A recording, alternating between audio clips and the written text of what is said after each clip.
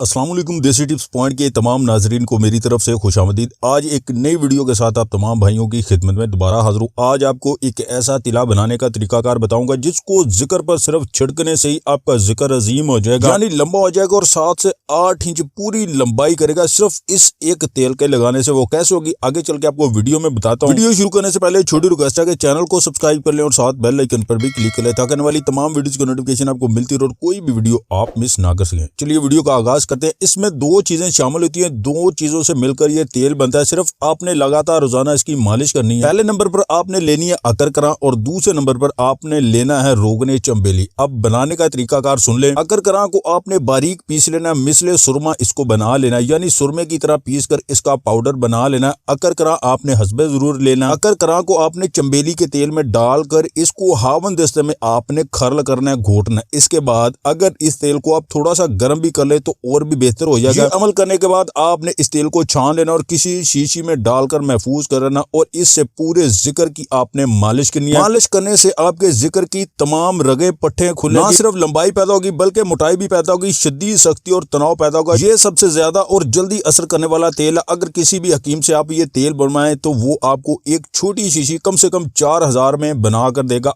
तो आप इसको खुद घर में तैयार करें और इस्तेमाल करें। उम्मीद करता हूं कि आज की वीडियो आपको पसंद आई होगी। वीडियो पसंद आए तो इस लाइक और शेयर जरूर कीजिएगा और मजीद वीडियोस हासिल करने के लिए हमारे इस चैनल को सब्सक्राइब कर लें।